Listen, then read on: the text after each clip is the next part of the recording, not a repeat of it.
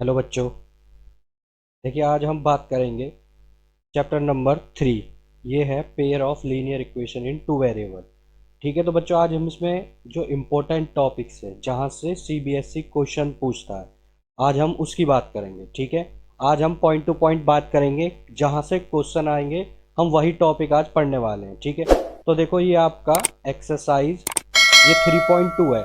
इसमें ध्यान रखो कि जो आपकी एक्सरसाइज 3.1, 3.2, 3.3 और 3.4 और 3.5 सिर्फ आपकी ये 5 ही एक्सरसाइज आ रही हैं, और जो 3.6 एक्सरसाइज है वो कट रही है, उसको नहीं पढ़ना है। ठीक है, तो देखो इस चैप्टर में भी एक बहुत ही ज़्यादा इम्पोर्टेंट कंसेप्ट है जो ये है। देखो ये जो टेबल नंबर 3.4 आपको दे रखा है ये बहुत ही ज़्यादा इम्पोर्टेंट है।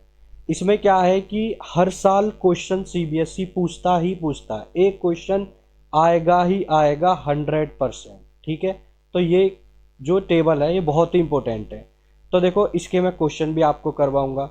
ठीक है, तो देखो ये क्या है, जैसे आपको ये याद रखना है इसमें कि अगर मान लीजिए आपका यूनिक सॉल्यूशन है तो उसके लिए कंडीशन क्या होती है, A1/A2 not equal to B1/B2।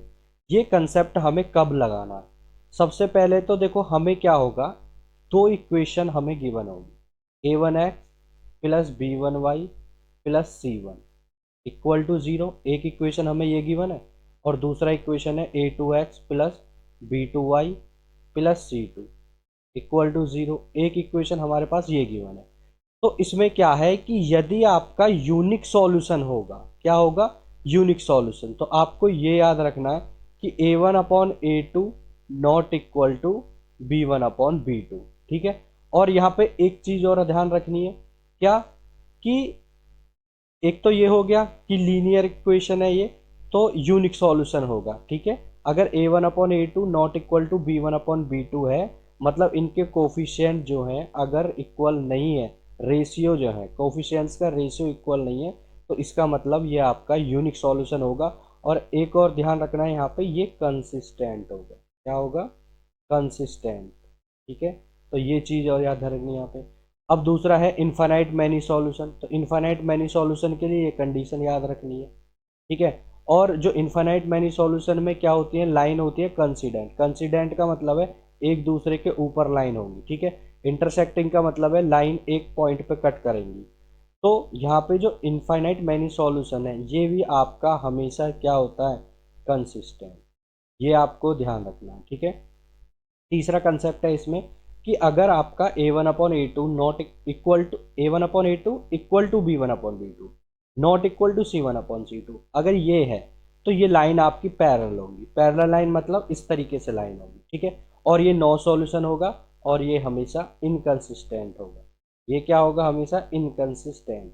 तो यहाँ पे आपको क्या कहेगा कि दो इक्वेशन दे देगा, दो इक्वेशन दे देगा। जैसे यहाँ पे इसमें देखो यहाँ पे दे रखा है। ठीक है, देखो यहाँ पे एग्जाम्पल भी दे रखा है कि मान लो ये दो इक्वेशन दे दिया आपको क्वेश्चन में। एक इक्वेशन दे दिया, एग्जाम्पल ले लो, मान लो एक इक्वेशन दे दिया x+2y -4 इक्वल टू 0। एक इक्वेशन दे दिया 2x+4y -12 इक्वल टू 0। ठीक है, ये दो इक्वेशन दे दिया। तो इसमें क्या है कि पहले हमें A1/A2 फाइंड करना है। तो A1/A2 कितना आ जाएगा, देखो A1 है आपका x का कोफिशिएंट पहली इक्वेशन में, तो ये 1/2 आ जाएगा। अच्छा, B1/B2 क्या आएगा, तो B1/B2 आ जाएगा 2/4, मतलब ये भी 1/2 आ जाएगा। C1/C2 क्या आएगा, देखो C1/C2 आ जाएगा -4/-12, तो ये कितना आ जाएगा, ये आ जाएगा 1/3। माइनस से माइनस कैंसिल हो जाएगा, और 4 1 जा 4 और 4 3 जा 12। तो यहाँ से देखो क्या क्या आ गया, क्या ये इक्वल आ रहे हैं, तो देखो क्या क्या इक्वल आ रहा है, देखो A1/A2 इक्वल टू आ रहा है B1/B2, क्योंकि ये दोनों तो इक्वल आ रहे हैं, ये भी 1/2 है और ये भी 1/2 है। लेकिन ये इक्वल नहीं, ये इक्वल नहीं है, तो ये नॉट इक्वल टू C1/C2 आ रहा है। तो ये पूछेगा कि बताओ ये कंसिस्टेंट है या इनकंसिस्टेंट। तो आपको ये कंडीशन बिल्कुल रट लेनी है। ये जो तीनों यहाँ पे लिखे हुए हैं, एक ये है और ये है और ये दे रखा है आपको। ठीक है, तो ये तीनों आपको बिल्कुल रट लेने हैं कि किस केस में क्या कंडीशन होती है। ठीक है, अब यहाँ पे देखो A1/A2 equal to B1/B2 not equal to C1/C2, तो ये है, तो इसका मतलब ये आपका क्या है, पैरेलल लाइन है। कैसी लाइन है ये, पैरेलल लाइन है। और ये क्या है कि नो सॉल्यूशन है, सॉल्यूशन पूछने लग जाएगी कैसा सॉल्यूशन है, तो नो सॉल्यूशन है, ठीक है। और तीसरा ये क्या है, इनकंसिस्टेंट। तो ये बहुत ही ज़्यादा इंपॉर्टेंट कंसेप्ट है, ये हर बार एक ना एक यहाँ से क्वेश्चन पूछा जा रहा है, ठीक है। अब चलिए देखो नेक्स्ट कोई टॉपिक देखते हैं कौन सा इसमें इंपॉर्टेंट टॉपिक है, ठीक है।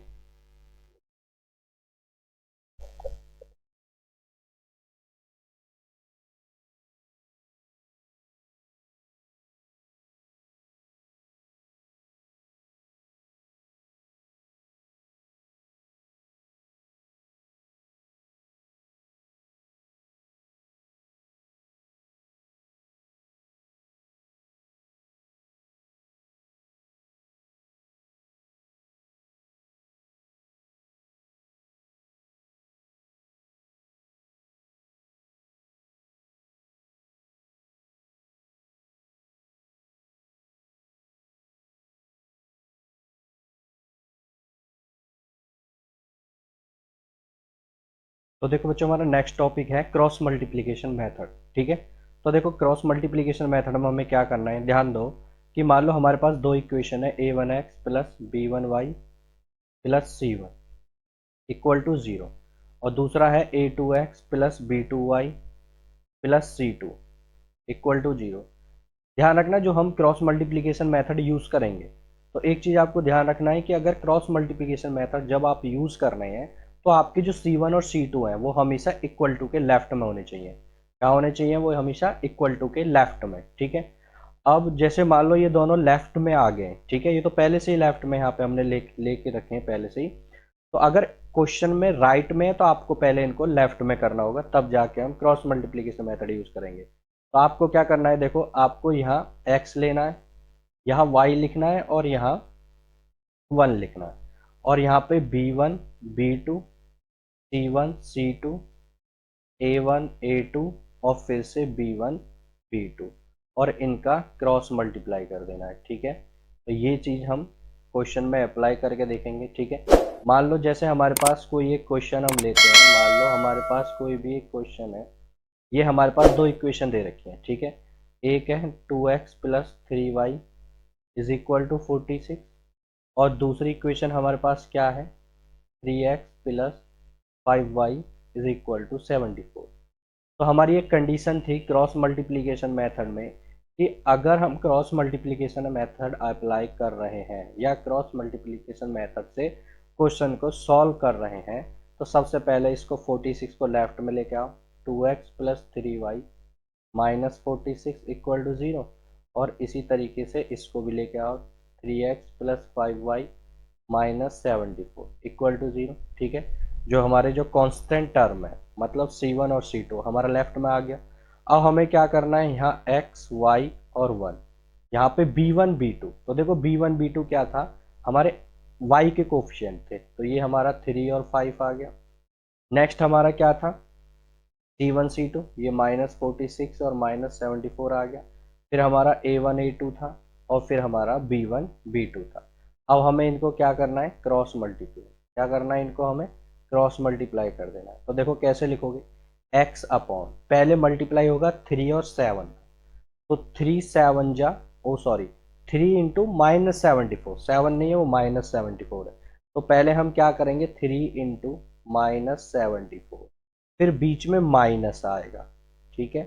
अब ये लेना है 5 और 46, तो 5 इंटू माइनस 46, इस तरीके से हम लिखेंगे, ठीक है, इक्वल टू y अपॉन, अब y में कैसे लिखेंगे, माइनस 46 इंटू 3, माइनस बीच में, और माइनस 74 इंटू 2, क्लियर है यहाँ तक। उसके बाद हम इक्वल टू 1 अपॉन, तो ये कितना आएगा, 2 इंटू 5 माइनस 3 इंटू 3, तो ये देखो कितना आ जाएगा, ये आ जाएगा, कितना आ जाएगा, देखो ये आ जाएगा x अपॉन 74 का 3 में मल्टीप्लाई करो, 74 इंटू 3, ये आता है 222, तो ये 2 2 2 माइनस माइनस में रहेगा और माइनस, अच्छा ये मल्टीप्लाई करेंगे तो माइनस में आएगा, तो माइनस माइनस प्लस हो जाएगा। और 46 इंटू 5 ये आ रहा है 230, ये 230 आएगा इक्वल टू वाई अपॉन 46 का 3 में 3 6 जा 18, 3 4 जा 12 और 1 13, -138 और माइनस माइनस प्लस 74 टू जा 2 4 जा 8, 2 7 जा 40 इक्वल टू 1 अपॉन 10 माइनस 9।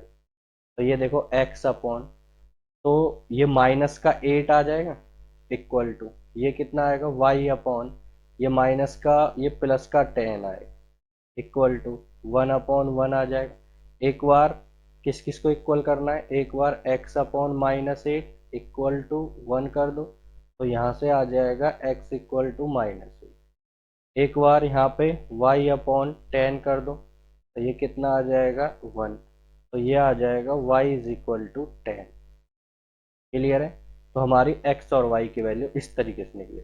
ये था हमारा क्रॉस मल्टीप्लिकेशन मेथड। अब देखो नेक्स्ट, नेक्स्ट क्या है कि यहाँ पे एक बहुत ही इंपॉर्टेंट क्वेश्चन दे रखा है, ठीक है।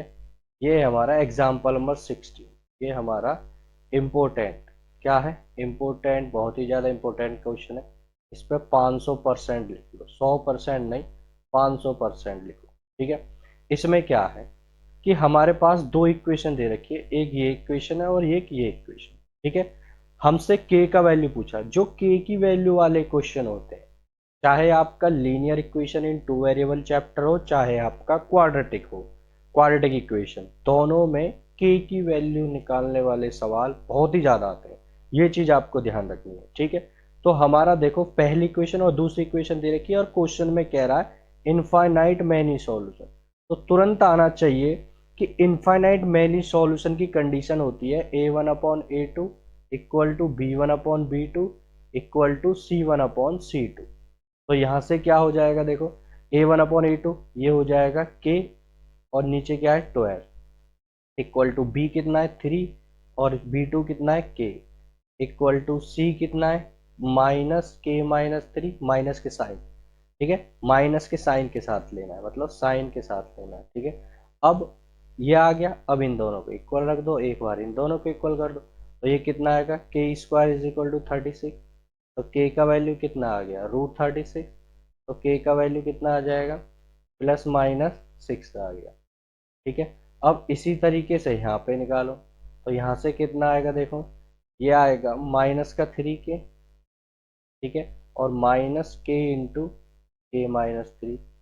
तो ये माइनस से माइनस कैंसिल हो जाएगा, तो यहाँ पे देखो कितना आ जाएगा, अच्छा k से k कैंसिल कर दोगे, तो 3 इज इक्वल टू k-3, तो k का वैल्यू कितना आ जाएगा 6 आ जाएगा। तो यहाँ पे क्या है कि 6 आ जाएगा। अच्छा हमने यहाँ पे एक k से k भी कैंसिल कर दिया, ठीक है, k से k भी एक हमने कैंसिल कर दिया है, ये k इससे, तो यहाँ पे एक वैल्यू हमारी कट जाती है, वरना दो वैल्यू आएंगी। k का वैल्यू 6 आ गया और k का वैल्यू 0 आ गया, जो दोनों में है, तो k का वैल्यू ओवरऑल 6 आ गया, तो 6 हमारा आंसर हो जाएगा, ठीक है। इस तरीके के क्वेश्चंस बहुत आते हैं पेपर में, ये आपको ध्यान रखना है, ठीक है। अब नेक्स्ट देखो, तो यहाँ पे देखो जो पहला क्वेश्चन है तो उसको तो क्रॉस मल्टीप्लीकेशन से सॉल्व करना है, ठीक है। ये question number 2 very very important, फिर से मैं बोलूँगा 500%, 500%, 1000%, जितना चाहे इतना लिख लो, लेकिन इस तरीके के क्वेश्चन बहुत आते हैं, ठीक है। पेपर में एक ना एक तो आना ही है जरूर, ठीक है। अब देखो नेक्स्ट क्वेश्चन क्या कह रहा है, solve the pair of linear equation, substitution cross multiplication. दोनों मेथड मैंने आपको पढ़ा दिए। सब्स्टिट्यूशन मैंने बताया किसी भी एक वेरिएबल की वैल्यू निकालो और दूसरी इक्वेशन में रख दो, चाहे दूसरी से निकाल के पहली में रख दो, ठीक है। क्रॉस मल्टीप्लिकेशन में हमें पता है कि क्या करना है, एक्स वाई वन, ये b1 b2, ये a1 a2, c1 c2, ये a1 a2, और ये फिर से b1 b2, और इनका फिर क्या करना है क्रॉस मल्टीप्लाई। तो इस तरीके से आप क्रॉस मल्टीप्लिकेशन मेथड भी सॉल्व कर सकते हैं, ठीक है। ये आपका हो गया। तो ये कौन सा एक्सरसाइज था, ये था हमारा एक्सरसाइज 3.5, ये हमारा लास्ट एक्सरसाइज है। तो और जो भी है आपको ये टॉपिक नहीं पढ़ना है, ठीक है, ये डिलीटेड है। ये क्या है, डिलीटेड टॉपिक है। इसके लिए सीबीएसई वालों के लिए ध्यान रखना, सिर्फ सीबीएसई वालों के लिए डिलीटेड है, ठीक है। और आगे हमें कुछ नहीं पढ़ना है। ठीक है, ठीक है स्टूडेंट, इतना ही रखते हैं। Okay, thank you. इस वीडियो को ज़्यादा से ज़्यादा लाइक करो, शेयर करो। अगर किसी भी क्वेश्चन में डाउट है तो उसमें कमेंट करो। ठीक है, अगर इस चैप्टर में से किसी भी क्वेश्चन में आपको डाउट है तो आप नीचे कमेंट कर सकते हैं। ठीक है, डिस्क्रिप्शन बॉक्स में मैंने लिंक्स दिए हुए हैं। टेलीग्राम ग्रुप है तो टेलीग्राम चैनल पर जाके और भी वीडियो देख सकते हैं। फेसबुक पेज का लिंक है, वहाँ पे जाके फॉलो कर सकते हैं, वहाँ पे तुम वीडियो देख सकते हो। ठीक है, चलिए ठीक है, ओके, थैंक यू। तो नेक्स्ट देखो बच्चों, यहाँ पे ये एक्सरसाइज देखते हैं हम 3.2। तो देखो ये जो 3.2 एक्सरसाइज है ये बहुत ही ज़्यादा इंपॉर्टेंट होने वाली है आपके लिए और board of point of view के लिए। Board of point of view के लिए बहुत ही ज़्यादा इंपॉर्टेंट होने वाली है। ठीक है, तो देखो यहाँ पे ध्यान दो। तो देखो देखो सेकंड और थर्ड क्वेश्चन को देखो जरा। सेकंड और थर्ड क्वेश्चन को देखो। सेकंड क्वेश्चन में बिल्कुल वही पूछ रहा है। ये पूछ रहा है कि पहले रेशियो निकालना पड़ेगा हमें on comparing the ratio A1/A2 B1/B2 और C1/C2। और फिर हमसे पूछ रहा है कि बताओ क्या है, पैरेलल है, कोइंसिडेंट है, क्या है। ठीक है, तो देखो पहला क्वेश्चन इसका सॉल्व करके दिखाते हैं हम। ये है 5x minus 4y plus 8 equal to 0। ठीक है, और दूसरा इक्वेशन है 7x plus 6y minus 9 equal to 0। तो ये क्या है, देखो A1/A2 फाइंड करो। तो ये आ गया 5/7। B1/B2 फाइंड करो तो ये आ गया आपका 4/6। तो ये सिंपल में अगर इसे करोगे तो ये आपका 2/3 आ जाएगा। कितना आ जाएगा ये, 2/3। मैं यहाँ लिख देता हूँ 2/3। नेक्स्ट आपका क्या है, C1/C2 फाइंड करो। तो C1/C2 कितना आ जाएगा, देखो ये आ जाएगा 8/-9। अब यहाँ पे ध्यान से देखो, क्या ये तीनों इक्वल आ रहे हैं क्या। तो देखो ये 5/7 है, ये 2/3 है और ये 8/-9 है। तो इसका मतलब A1/A2 not equal to B1/B2। तो ये तो नॉट इक्वल आ गया। इसका मतलब नॉट इक्वल आ गया तो क्या दिखा रहा है ये, तो ये दिखा रहा है। तो देखो यहाँ पे ये है इंटरसेक्ट एट पॉइंट। तो तीन चीजें पूछ रहा है हमसे कि लाइन इंटरसेक्ट करेंगी, पैरेलल है या कोइंसिडेंट है। तो ये हमारा यूनिक सॉल्यूशन वाला केस है। कौन सा केस है ये हमारा, यूनिक सॉल्यूशन वाला। तो यूनिक सॉल्यूशन में क्या करती हैं, लाइन हमेशा हमारी इंटरसेक्ट करती हैं। तो ये क्या हो जाएगा, intersect at A point. Intersect at A point, तो किसी भी ना किसी पॉइंट पे जो हमारी लाइन है वो इंटरसेक्ट कर रही होंगी। ठीक है, अब देखो क्वेश्चन नंबर थर्ड भी यहाँ पे बहुत इंपॉर्टेंट है। यहाँ पे कंसिस्टेंट और इनकंसिस्टेंट के बारे में पूछा गया है। ये प्रीवियस ईयर क्वेश्चन में बार बार रिपीट होने वाला क्वेश्चन है। ठीक है, कि कंसिस्टेंट है या इनकंसिस्टेंट है। तो मैंने आपको कंडीशन बता रखी है कि अगर आपका यूनिक सॉल्यूशन और आपका इन्फाइनाइट मैनी सॉल्यूशन है तो उस केस में कंसिस्टेंट होगा और अदरवाइज आपका इनकंसिस्टेंट होगा। मतलब नो सॉल्यूशन में आपका कंसिस्टेंट होगा, इनकंसिस्टेंट होगा। ठीक है, नो सॉल्यूशन में इनकंसिस्टेंट होगा, ध्यान रखना। इसका फिफ्थ क्वेश्चन देखो, ये कह रहा है 4/3x plus 2y equal to 8 दे रखा है। ठीक है, दूसरा है 2x plus 3y is equal to 12। तो यहाँ पे देखो पहले A1/A2 निकालते। अच्छा, एक चीज यहाँ पे ध्यान रखनी है कि हमेशा जो C है, या तो दोनों C जो इस इक्वेशन के और जो दूसरी इक्वेशन है, दोनों के C या तो RHS में होनी चाहिए या दोनों के C LHS में होनी चाहिए। ऐसा नहीं होना चाहिए कि एक के RHS में है और एक का LHS में है। ठीक है, अब देखो यहाँ पे हम A1/A2 निकालते हैं। तो A1/A2 कितना हो जाएगा, तो ये हो जाएगा देखो 4/3/2। तो इसको सॉल्व करोगे तो ये आ जाएगा, ये 2 से ये 2 बार कट जाएगा तो ये 2/3 आ जाएगा। फिर आप B1/B2 निकालोगे तो ये आ जाएगा आपका 2/3। ठीक है, फिर निकालते हैं C1/C2। तो देखो C1/C2 कितना आ जाएगा, C1/C2 आ जाएगा आपका 8/12। इसका मतलब 4 2 8, 4 3 12। ये भी 2/3 आ गया। तो इसका मतलब क्या आ गया, ये A1/A2 इक्वल टू B1/B2 और इक्वल टू C1/C2। तो तीनों ही इक्वल आ गए। तो तीनों इक्वल आ गए तो इसका मतलब क्या हो गया ये, तो इसका मतलब ये आपका कौन सा सॉल्यूशन आ गया, ये आ गया आपका इनफाइनाइट मैनी सॉल्यूशन। क्या आ गया ये, इनफाइनाइट मैनी सॉल्यूशन। तो ये इनफाइनाइट सॉल्यूशन आ गया। और इनफाइनाइट सॉल्यूशन में क्या बताया था, तो हमेशा इनफाइनाइट में कंसिस्टेंट होता है। तो ये क्या हो जाएगा आपका कंसिस्टेंट। मैं फिर से बोल रहा हूँ बच्चों कि ये रिपीट होने वाला क्वेश्चन है, इसको जरूर करके जाएं। ठीक है, क्लियर है यहाँ तक। चलिए अब नेक्स्ट इंपॉर्टेंट टॉपिक की बात करते हैं जहां से ज़्यादा क्वेश्चन पूछता है। ठीक है, देखिए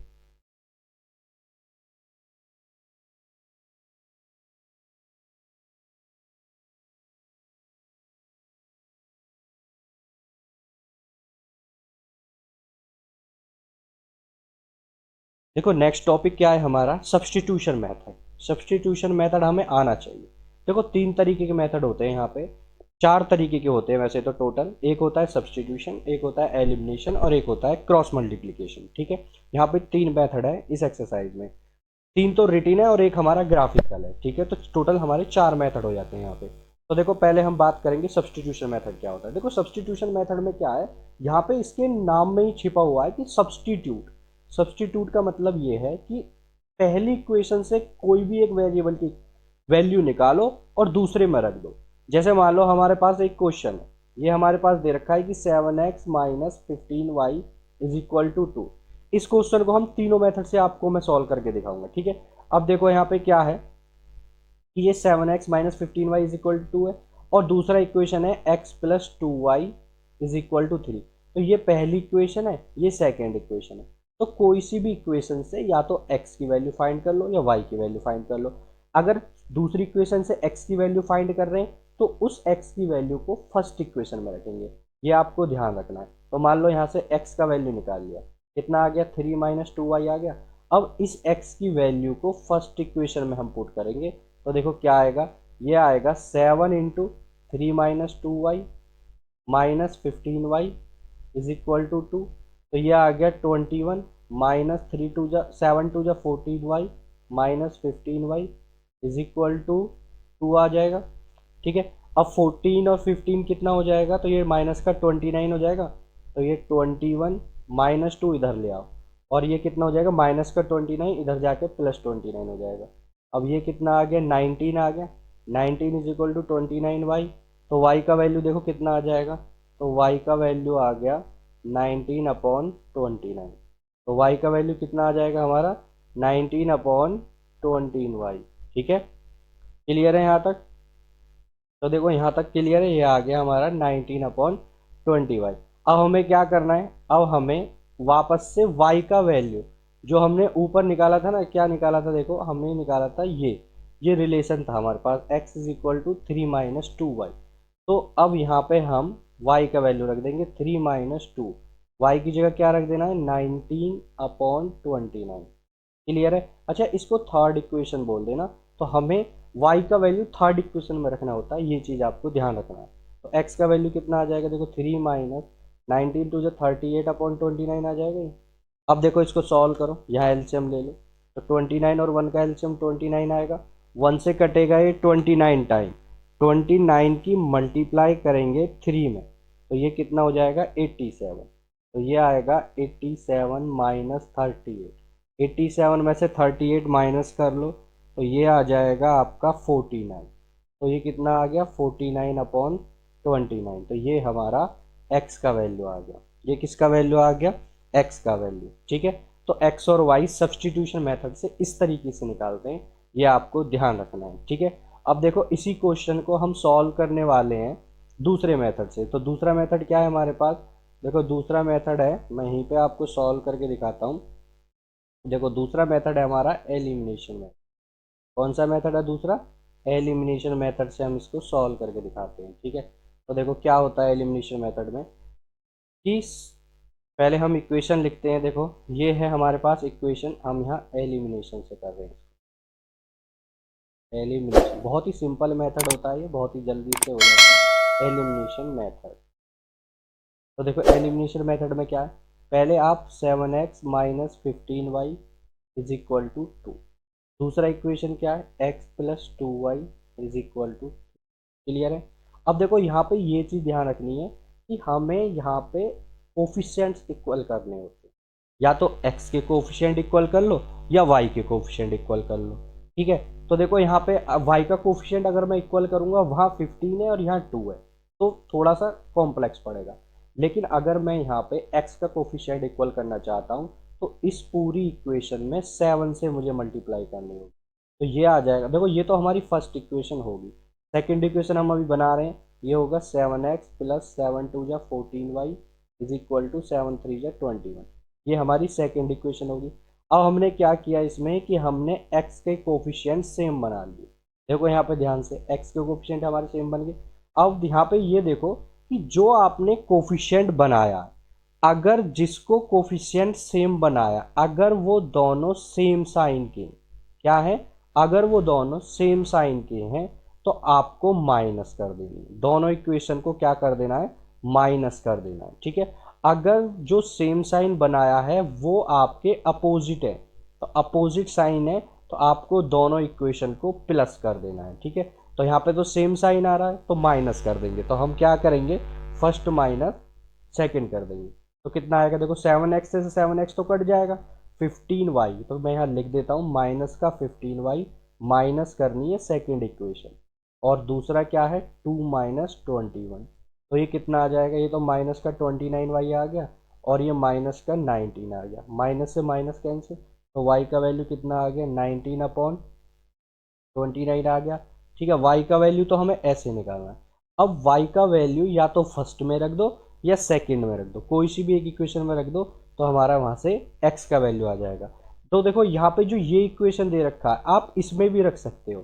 ठीक है, इसमें रखोगे और आसान पड़ेगा। तो देखो हम क्या करेंगे, तो ये था हमारे पास इक्वेशन, हम यहाँ पे रखते हैं वैल्यू। देखो कितना आएगा, ये है x plus 2y is equal to 3, x plus 2y is equal to 3। तो ये है x plus 2y is equal to 3। तो इसमें हम y का वैल्यू रखने वाले हैं। देखो ये हो जाएगा x plus 2 × 19/29 is equal to 3। तो बिल्कुल वही आ गया जो अभी हमने पहले सॉल्व किया था, 3 माइनस 38/29, बिल्कुल वही आ गया जो हमने लेफ्ट में सॉल्व कर रखा है। तो कितना आ जाएगा ये, 87 माइनस 38/29। तो x का वैल्यू कितना आ जाएगा, 19/29। तो ये होता है आपका एलिमिनेशन मेथड। एलिमिनेशन मेथड में ध्यान रखना कि आपको वेरिएबल सेम करने होते हैं, मतलब वेरिएबल के कोफिशिएंट, या तो कोई x का कोफिशिएंट सेम कर लो या आप y जो वेरिएबल है उसके कोफिशिएंट सेम, कोई भी एक वेरिएबल के आपको क्या करना है, कोफिशिएंट सेम करने हैं। ठीक है, और सब्सटीट्यूशन में क्या करना होता है कि एक इक्वेशन से वैल्यू निकालो, या तो x का निकालो या y का निकालो, और दूसरी इक्वेशन में उसको पुट कर दो। तो आपका क्या होगा, एक जो वेरिएबल होगा वो हट जाएगा, सिर्फ एक ही वेरिएबल में इक्वेशन रह जाती है, चाहे वो x में हो चाहे y में। वो आपको देखना है कि आपको x का आसान पड़ रहा है या y की वैल्यू को पुट करना आसान पड़ रहा है। ठीक है, तो सब्सटीट्यूट में, जो सब्सटीट्यूशन मेथड है उसमें हमें सब्सटीट्यूट करना होता है, और एलिमिनेशन में हमें जो कोफिशिएंट है वो हमें सेम